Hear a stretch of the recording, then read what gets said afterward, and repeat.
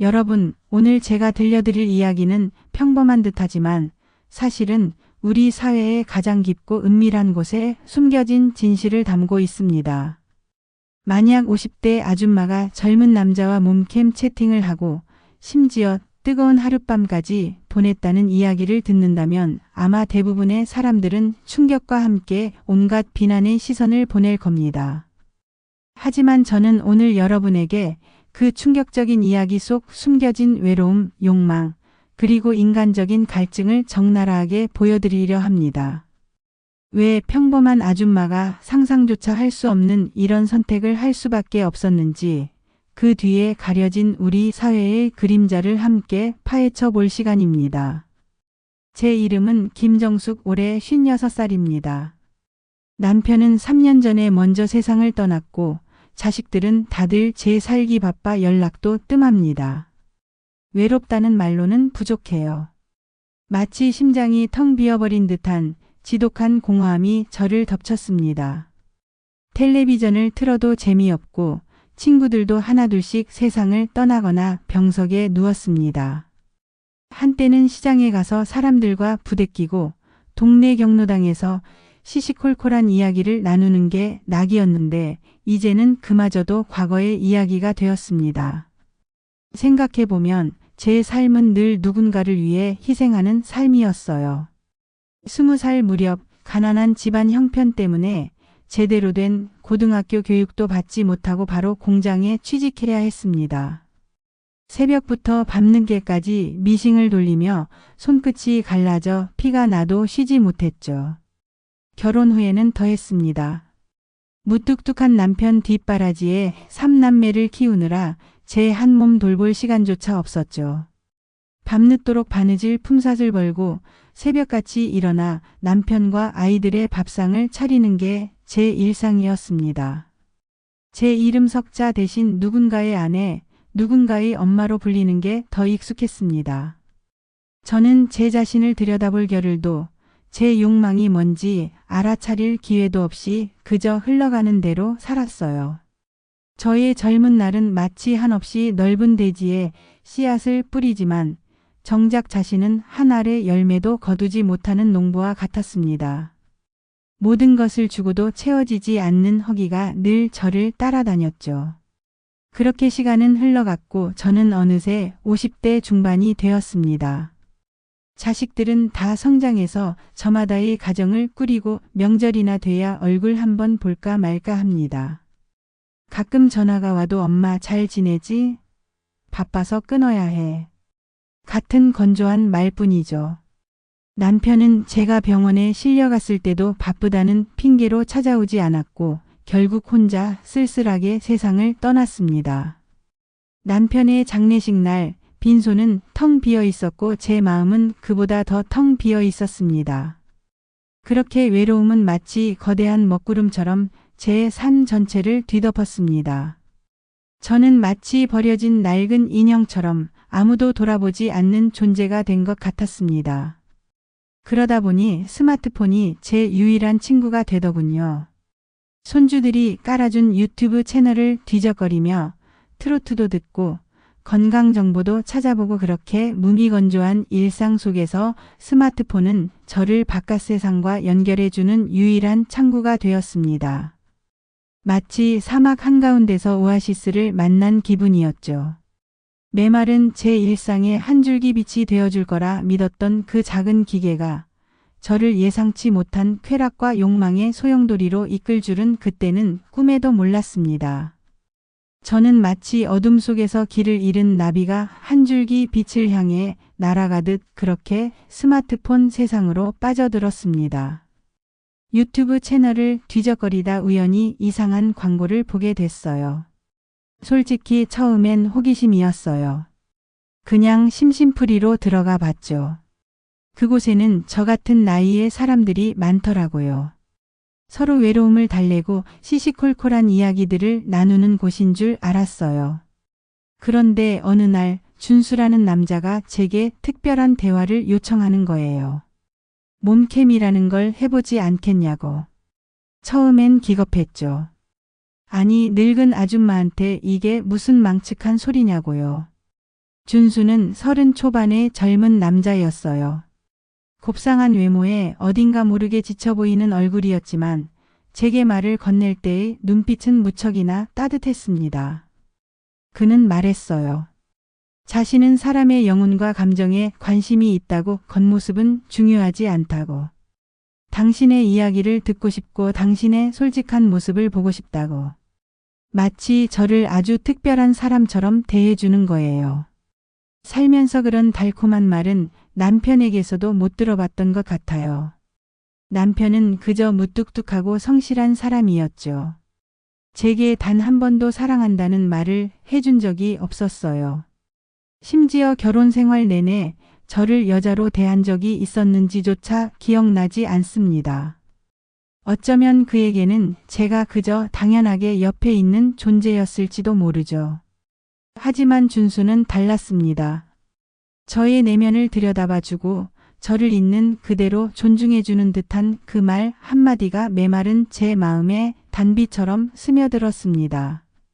누군가에게 이토록 특별한 존재로 여겨진다는 것, 그 사실 자체가 제게는 거부할 수 없는 달콤한 유혹으로 다가왔습니다. 저는 마치 한겨울 얼어붙은 땅에 피어난 한 송이 꽃처럼 그의 관심 속에서 다시 피어나는 기분이었습니다. 그때부터였어요. 제 스마트폰 속에는 아무도 모르는 저만의 비밀스러운 세상이 펼쳐졌습니다. 낮에는 여느 아줌마처럼 시장에 가서 나물도 사고 손주들 반찬도 만들고 볕 좋은 날엔 공원에 나가 친구들과 수다도 떨었죠. 그런데 밤이 되면 저는 완전히 다른 사람이 되었어요.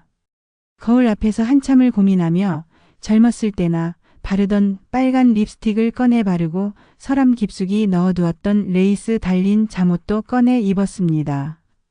화면 속 준수와 야릇한 대화를 나누고 때로는 시키는 대로 민망한 자세를 취하기도 했습니다.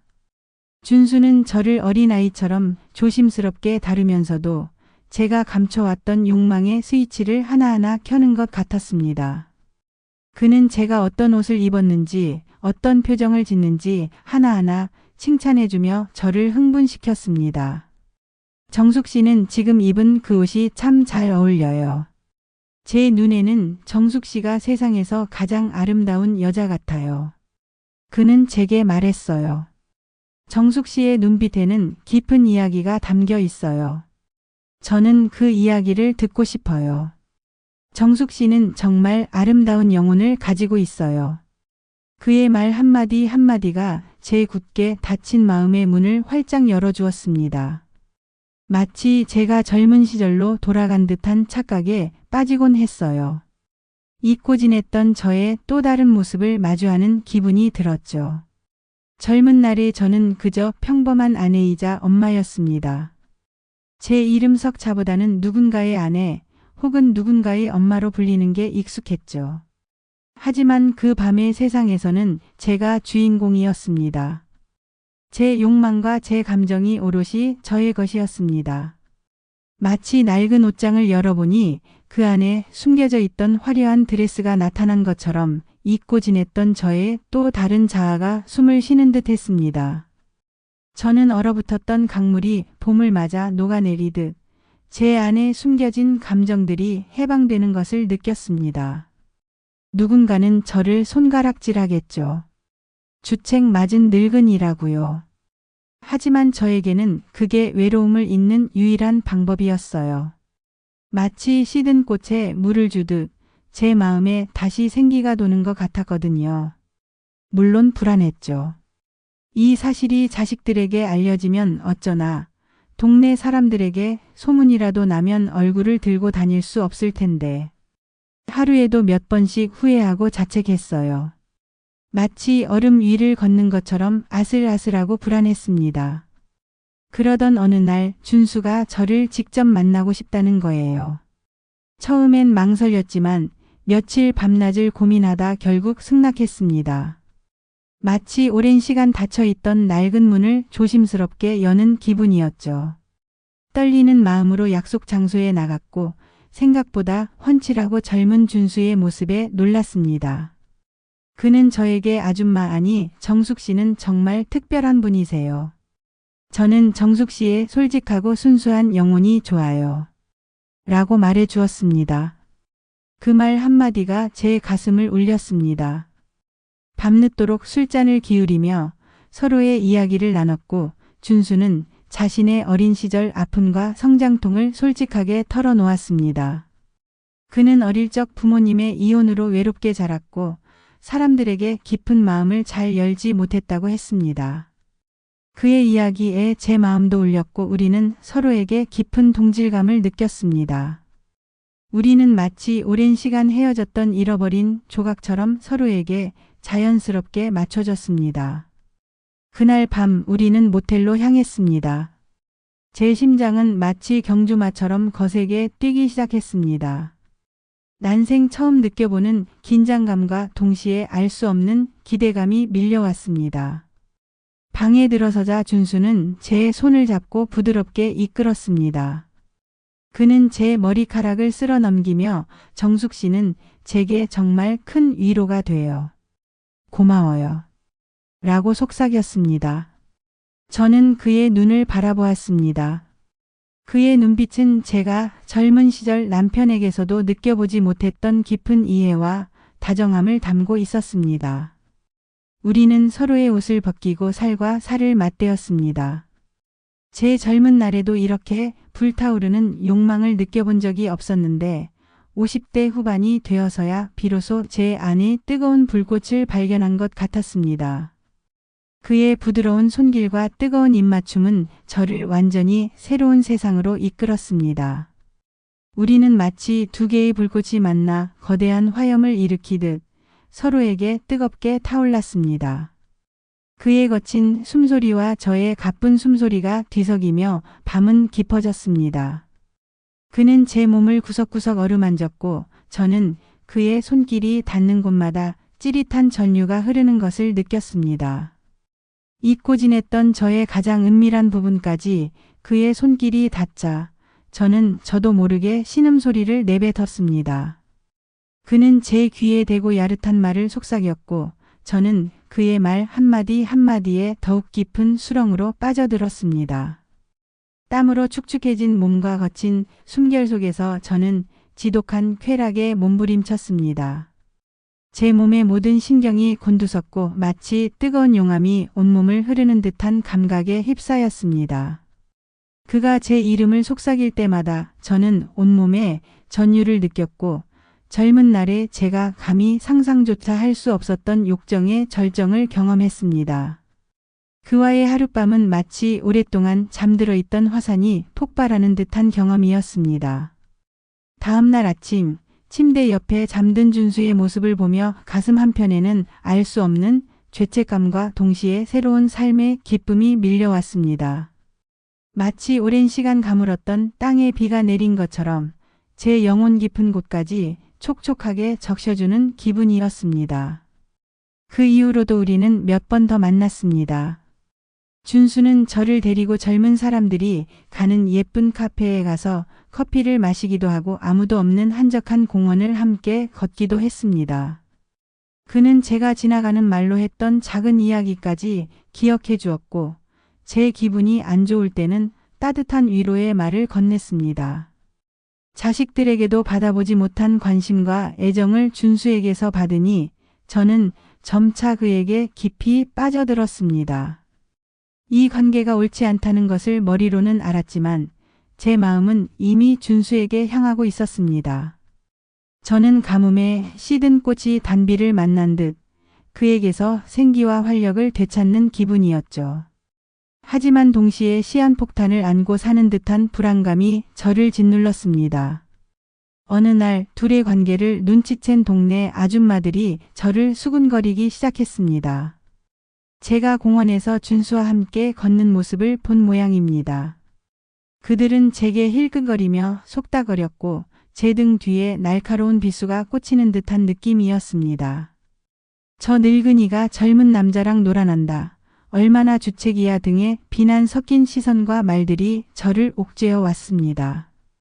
제 자식들도 우연히 제가 준수와 주고받은 문자 메시지를 보게 되었고 저를 찾아와 노발대발했습니다.